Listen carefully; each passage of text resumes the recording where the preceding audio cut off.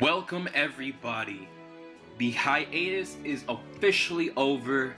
I am returning all of the previously canceled series as I'm currently feeling a lot better from the pain that I was experiencing. I won't really go into detail about it, but I was in the hospital for a little bit, but I'm perfectly fine now, and do not worry because during this off time I have in fact been working hard for you guys to bring you the same semi-high quality content that I always try to bring you guys. So without further ado, the next matchup for round 1 of the Generation Next tournament is between Bob Banter and Sartorius. So going over Bob Banter, some of you guys probably don't know him. He was an episodical character. He was a member of the Society of Light, and he had a duel against Jaden. And so Bob Banter uses a quiz panel deck where all the main monsters, with the exception of this guy right here, are flip monsters, you know? And they have Slifer, Obelisk, and Ra, as you guys see, and they have levels. 10 points, 20 points, 30 points, like an actual game show. And so, when these monsters have their flip effects activated, your opponent either has to answer a question or do a thing. Like right here, do 20 push-ups.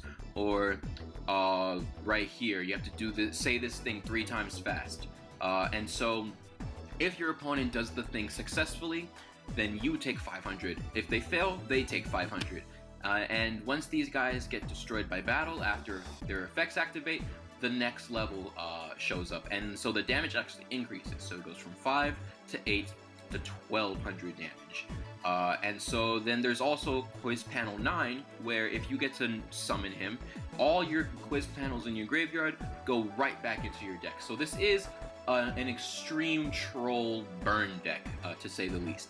Search Shock here goes ahead and searches out for your Quiz Hour, and upon activation, Quiz Hour Raigekis your field and then sets the level 10 of all 3 types for your panels, right? The downside to Quiz Hour, though, is you can't tribute summon, so you have to special summon your Quiz Panel 9, unfortunately.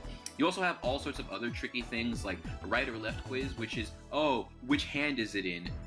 That's literally what this card does. You have question, which is one of my favorite cards IRL. You can go ahead and read that. You have reversal quiz here, which if your life points are really low, you can go ahead and guess what's on top of your deck, and if you get it right, you switch life points with your opponent. Then there's also Spell of Pain, so that if you would take effect damage, your opponent does instead. And just some other quiz themed cards in here. And this is just because I felt like messing with people. So let's move on to Sartorius.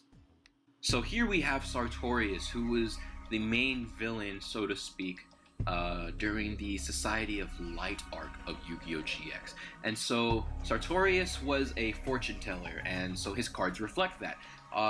Fortune tellers use these things known as tarot cards, where it says something about the person whose fortune you're reading, depending on whether or not the card is upside down. Obviously, you can't have upside down cards and stuff in Yu-Gi-Oh!, although that'd be cool, so instead you do heads or tails sort of thing. And so, most of the time, tails is the bad effect. You don't want tails.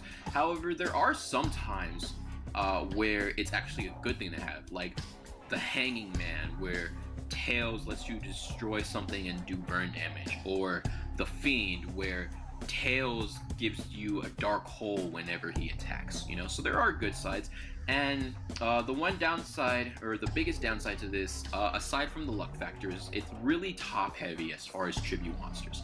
He has the Dark Ruler, the Light Ruler, and the World, so it's very difficult to use these high level monsters and use the level 6 and the 7. However, the 6, 7, and 8 are necessary for this combo that he has in here with Heaven's Road, Material Lord, and Spiritual Lord. Essentially, you have to have a monster of a certain level in your graveyard. You get to do a thing and activate the next one, and the combo happens when you have all 3 cards. You get to summon out the Light Ruler from anywhere, ignoring his summoning conditions. And if you do get one of these 2 out, they are incredibly powerful, and you can tell with their incredibly long card text. But also, like a god card, they need 3 tributes, so it's actually a little easier to try and get off this miracle shit. All of his spells and trap cards reflect a similar theme, or most of them do, as far as having to be right side up or upside down and whatnot. And if they don't do that, they're either generic Arcana Force support, or they're other sort of heads, tails kinds of things. The biggest card in here would be the Light Barrier. Now you get to flip during your standby phase and when this card is activated. So if you get a heads, you basically get to choose what effect all your Arcana monsters get. If you get a tails, then all of this card's effects are negated until your next standby phase. But also, when Arcana monsters destroy something, you gain that much life. There's a lot of neat little things this deck can do, and then down here is just some more generic coin / fairy supports. Future Visions was just a really weird card that he ran, and I figured, maybe. But that's about a long enough explanation as I can give. So, without further ado, let the duel begin.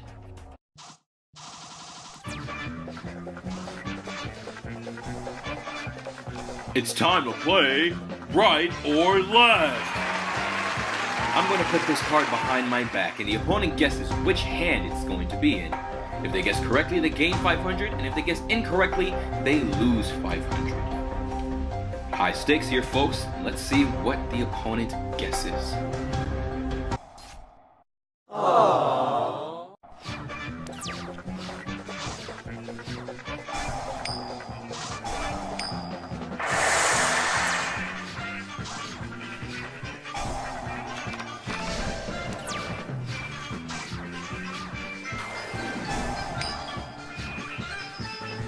Here we go with Slifer 10.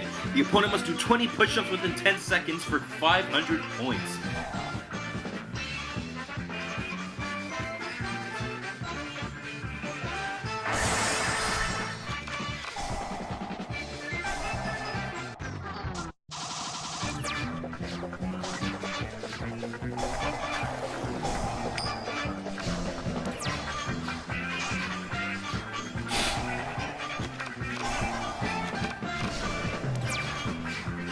Penalty game.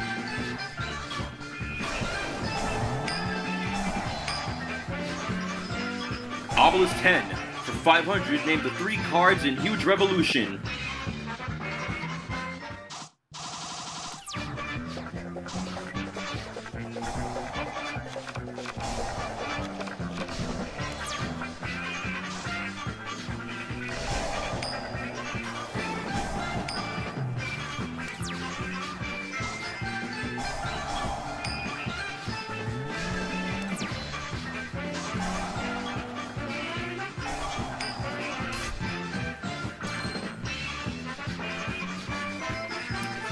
Obelisk 10.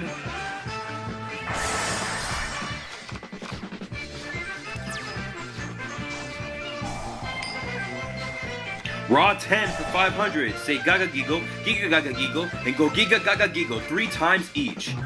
Can the contestant do it? Let's find out now. Now, Obelisk 20 for 800. What is the total level of all monsters in both of our graveyards? Let's find out. Slifer 10, 20 push-ups in 10 seconds. Now for Raw 20, for 800, the opponent draws 1 card and reveals it. If it belongs to an archetype, they will in fact take the 800. Survey says... I'm not done yet.